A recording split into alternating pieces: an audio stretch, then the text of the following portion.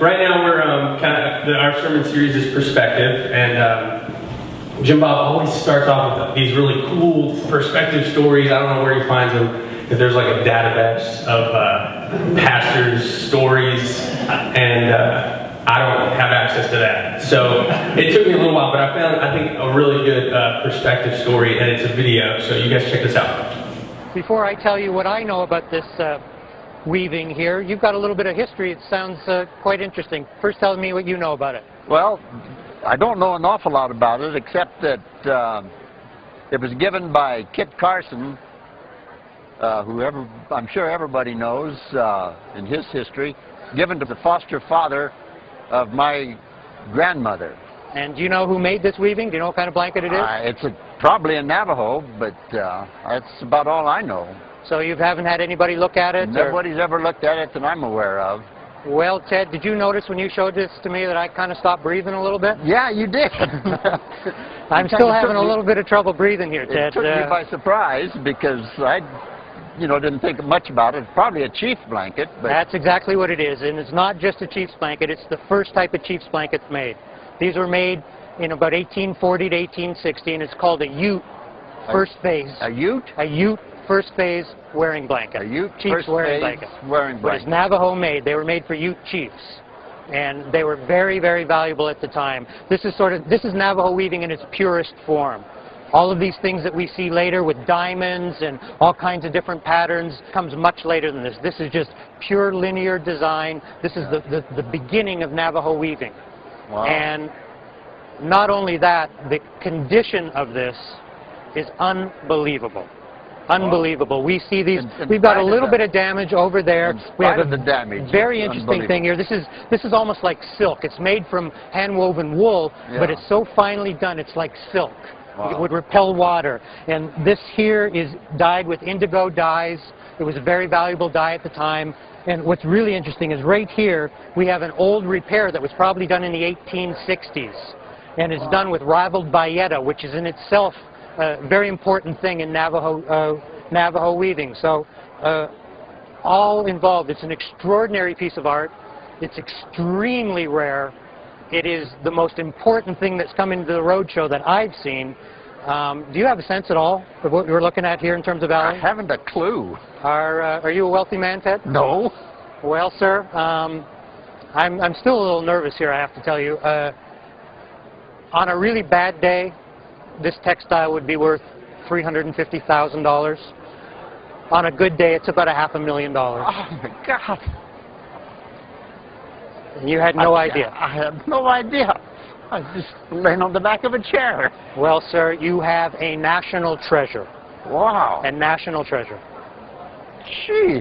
When you walked in with this, I just about died. Congratulations. Gee. Congratulations. I can't believe this. Now, the value of this that I'm giving is not using the Kit Carson provenance. Provenance is sometimes very difficult to ascertain. If we could do research on this and we could prove without a reasonable doubt that Kit Carson did actually own this, the value would increase again, maybe 20%. Wow. Can't believe it. My grandmother, were poor farmers. They didn't, she had, her foster father had started some gold mills and discovered gold and everything, but there was no wealth in the family at all. Well, Congratulations. Thank you. Gee, well, I'm amazed. I'm flabbergasted. So, in case you've never seen anything like that before, that's called the Antiques Roadshow, and it comes on PBS, and people bring junk from their house and have it appraised, and a $5 painting they picked up at a yard sale is worth $5,000, that kind of thing. But talk about a change in perspective.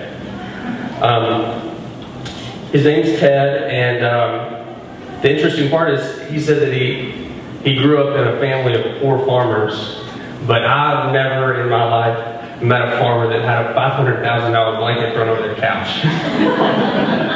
In an interview later, he talks about how he would visit his grandmother, and his grandmother would put it over his feet whenever he slept at night, and then whenever he inherited it from his aunt, he just threw it over his rocking chair in his bedroom. But the really cool thing about it is this isn't a story like winning the lottery. Because if you win the lottery, you start off with nothing, and then all of a sudden you have all this wealth, or you have everything. And the only thing that Ted was given that day was the knowledge of the value of what he already possessed. So he didn't actually receive anything, but now he's $500,000 richer. Pretty crazy. So we're in this series called Perspective, and it's about the Beatitudes. And if you're not familiar with the Beatitudes, that was kind of the first recorded sermon we have of Jesus. And our idea behind that was whenever we launched City Point Church, we wondered, what should we start off with? What would Jesus talk about? And problems haven't changed. We're still the same people that we were 2,000 years ago. And so we thought maybe it would be a good idea to start off with the same thing that Jesus started off with. So, all these Beatitudes, they start with the word blessed. And in the original language, the word is makarios. And it's been translated as blessed in most of the Bible. But you've heard from Jim Bob, tradition and connotation have caused us to kind of lose what was originally meant in that word blessed. And that makes it unclear what the Beatitudes are trying to say. So we're trying to clear that up as we go. And we've heard from Jim Bob the different meanings of blessed, like the rich, the elite, they're the blessed in society. And this is a new way of being the elite.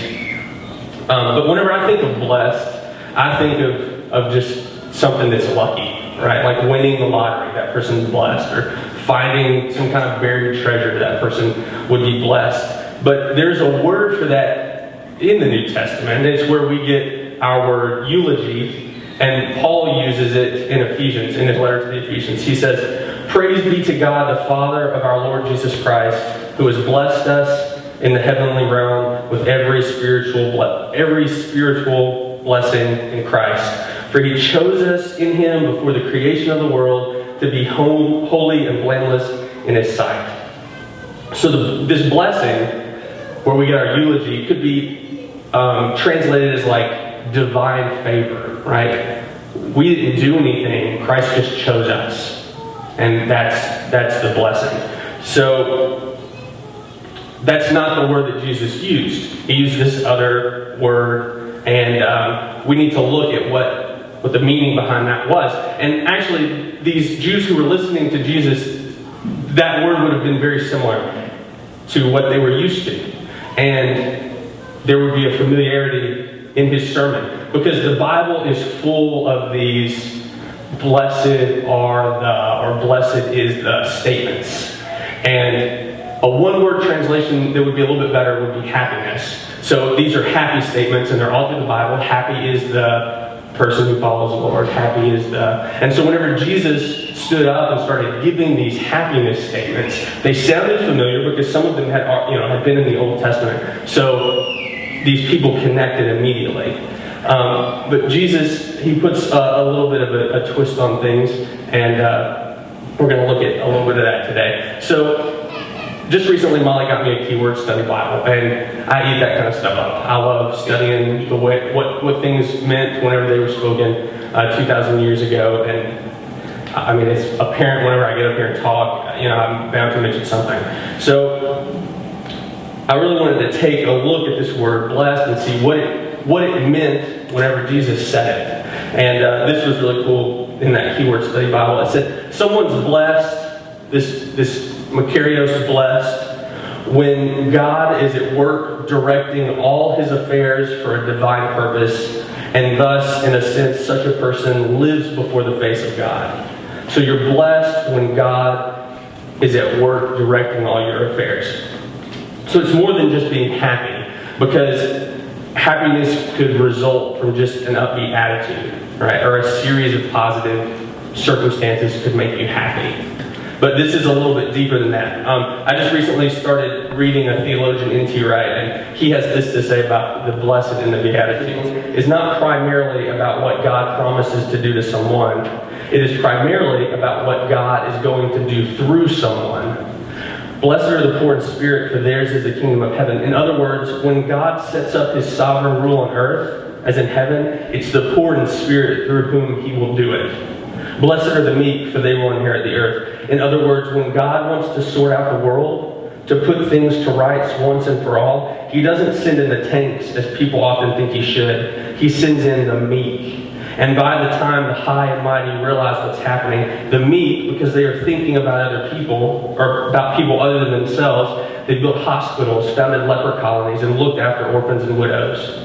Blessed are those who are hungry and thirsty for justice, because they, unlike the time-serving lawyers who bully witnesses for their own professional kudos, will be a sign of hope in a crooked world. So this is something that God is doing in us and through us, and he invites us to be part of it, right? He's going to do great things, and he's going to turn people's hearts to him, but he invites us into this happiness, the happiness that comes from participating in his work.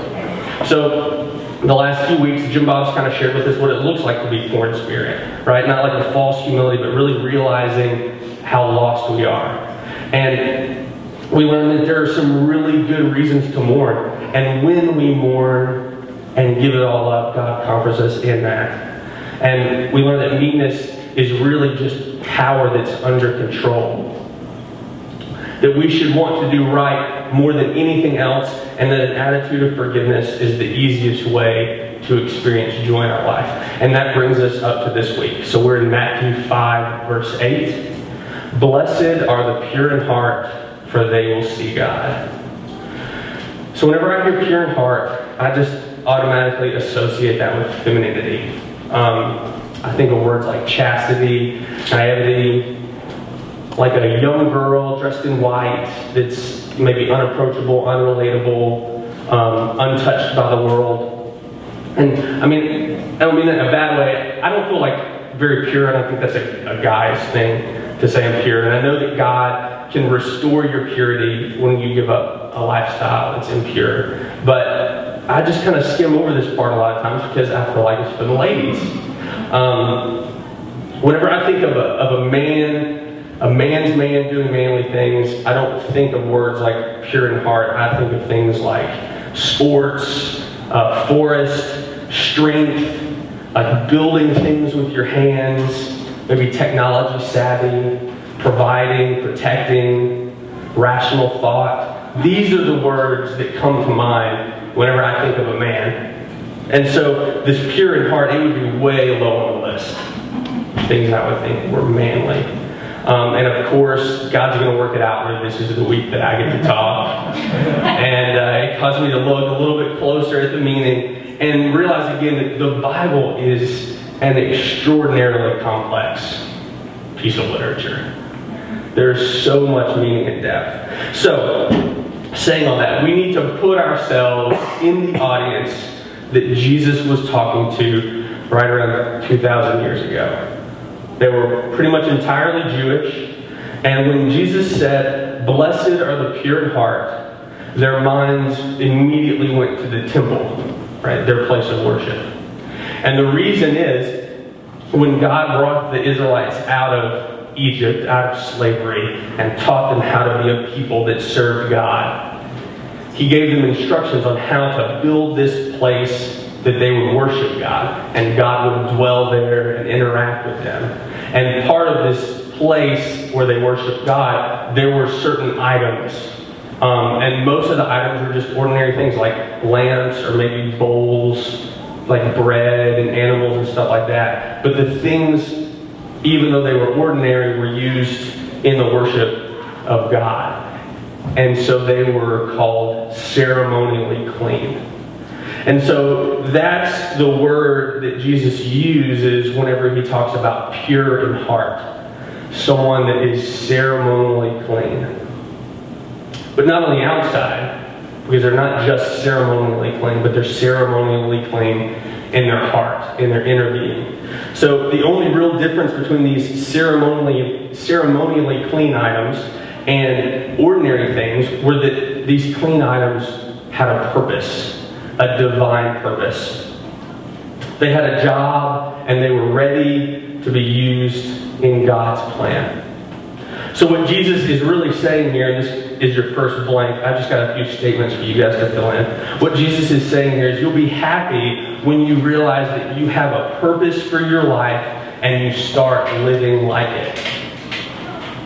You'll be happy when you realize that you're ceremonially clean. Destiny. That's a word I can associate with. All right, duty. God's given us marching orders. We have a job. There's a difference to be made. The world needs to be set right. And God's given us that as our work. And it would seem that that would be an easy concept to get behind, right? Because most men are driven. I would say most women are driven too, right? You love getting behind an idea and running with it. But often we fall into the comfort of the norm. It's easy to just go through the motions to forget the importance of our purpose. And the world is quick to tell us what we were made for, right? We're made for the pursuit of things, to compete in this dog-eat-dog world, and then just cash out. Be ready for the next week. And we get suffocated by our monthly bills, our weekly events, daily chores, things that aren't like in themselves sin, but they're reprehensibly ordinary. And we're called to a higher purpose. So we abandon our place of importance in God's plan. And it doesn't change the fact that we're clean, right? We're ceremonially clean. And we're made for His work, for His plan. And when we align our lives with His purpose, we realize that we're clean. We've been clean all along. That we have a purpose. God's always had a plan in our life. And we're ready to be used. But I've got a couple of warnings for you. First off, we don't get to choose our role in His plan. Paul writes to the church in Rome, who in the world do you think you are to second guess God? Do you for one moment suppose any of us knows enough to call God into question? Clay doesn't talk back to the fingers that mold it, saying, why did you shape me like this? Isn't it obvious that a potter has a perfect right to shape one lump of clay into a vase for holding flowers and another into a pot for cooking beans? So we don't get to choose our role in this plan. And it's actually a good thing because that would mean we had control, and we are terrible at having control. We're so finite and we see so little that we screw it up. So fortunately for us, our destiny is in God's hands. Our purpose has been planned by Him, and all we have to do is hand over the reins. Ask Jesus to take the wheel. So secondly, we must guard ourselves against the things that distract. There isn't anything that you can do to make yourself ceremonially clean. You're already clean inside. But there is a plethora of things that you can do to make yourself ceremonially unclean or unprepared for God's work. And they don't necessarily have to be sin. Here's an example. In the Old Testament, these items that were considered clean, if they were ever to come in contact with an unclean thing, maybe like a dead body, which was on the list of unclean things, then that item was automatically unclean. The clean item didn't make the unclean item clean. It's the other way around. The unclean item caused the clean item to be unclean or unfit for its purpose. So an example would be in the Old Testament. And then in our lives, it looks a little bit differently, right? I don't come into contact with dead people, so I'm not ceremonially unclean. But there are a lot of things in my life that distract me from my purpose. And like I said, they don't necessarily have to be sin. Maybe it's just an unhealthy relationship or an excess of something. Materialism, I mean, anything from video games to work to school, whatever distracts you from your purpose in life is causing you to be unclean and miss this pure in spirit. Paul writes to the church in Corinth, if I went around doing whatever I thought I could get by with, I'd be a slave to my whims. So we get to take a good long look at our lives and say, what in my day to day is distracting me from God's plan? Because the creator of the universe created me to do something. And a lot of times I miss out on that because of some distraction. When we realize that the place we have it in God's plan, and we rid our lives of these things that hold us back, we can truly be happy. Like Jesus says, blessed. And not just that, but Jesus says that we will get to see God. So there's some cool things about that. For you to be able to see God means that He has to be present. And that's true in your life. Whether you're living a clean life, a life aligned with God's purpose, or you're living an unclean life where you're living out your own purpose, God's still present in your life.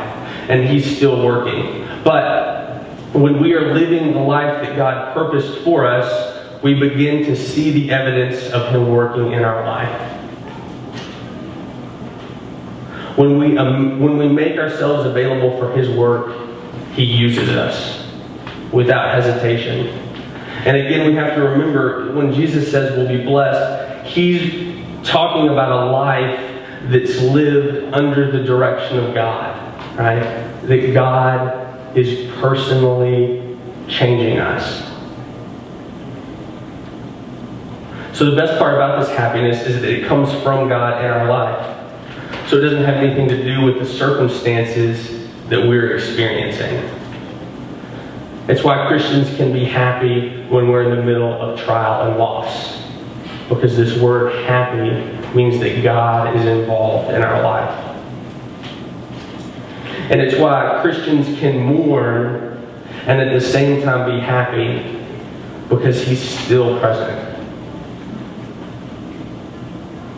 And we can suffer and be happy because we know there is a purpose behind what's happening. A plan that is authored by the creator of the universe. And when God is evident in our life, other people will notice. Right? It just kind of overflows and shines out. People will ask you why you don't worry about your job or how you're going to get ahead in life, and how you can be satisfied and not have the newest thing or the coolest thing. How we can live a life so different than everyone else, and yet it just feels right. People start noticing God in your life. So I want to introduce you to somebody. This guy's name is LT. LT was in a car accident, and his foot got mangled, and while he was in the hospital, it developed an infection, and his foot had to be amputated. Now he has a prosthetic leg. So he wasn't able to go back to work, and because of that, he was put on disability, and now he receives an $839 check each month, disability check, and it's not enough between that and his wife's job to make ends meet a lot of the times. He says he ends a lot of months in the red. And one night he was sitting on his couch and he was watching PBS, and a man named Ted was on the Antiques Roadshow with a blanket. A $500,000 blanket. And it reminded Ted of the blanket, it reminded LT of the blanket that he had thrown in the corner of his bedroom.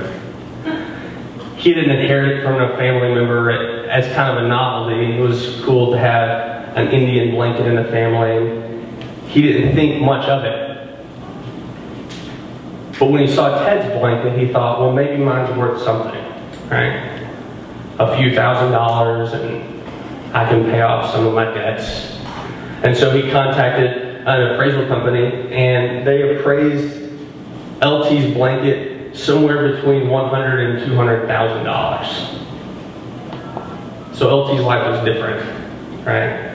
He thought, this is great. I'll be able to pay off all my bills. I'll be able to get a house for me and my wife, and we won't have to worry about a mortgage payment anymore. So this last summer, LT's blanket went up for auction, and it sold for $1.8 million. A blanket. LT's life was completely changed. You see, whenever Ted, the old guy, was on Antiques Roadshow and he had such a valuable blanket, it made a lot of people turn around and look at their blanket on their couch and think, maybe I have value in my life. And I was reading in an article, there were a ton of Navajo blankets that hit the market right after Ted appeared on TV. And it changed a lot of people's lives. And it's similar for us. When we're living with a purpose, allowing God to direct our lives, His presence is evident. People see Him in your life. They see how happy and blessed you are, and they want to be part of that. When you're walking in His purpose of love and service, people can't help but want to be a part of that.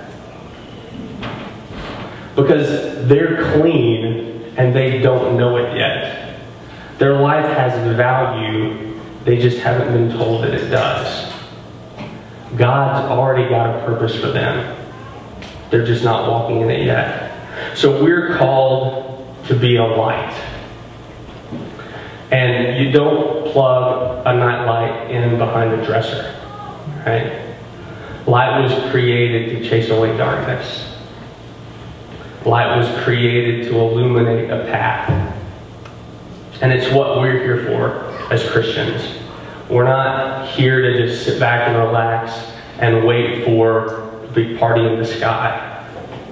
But we've got a purpose. And that purpose is to go out into the world and show people what it looks like to be happy and blessed. And it doesn't always look like a smile on your face, but it's apparent that God is working in your life.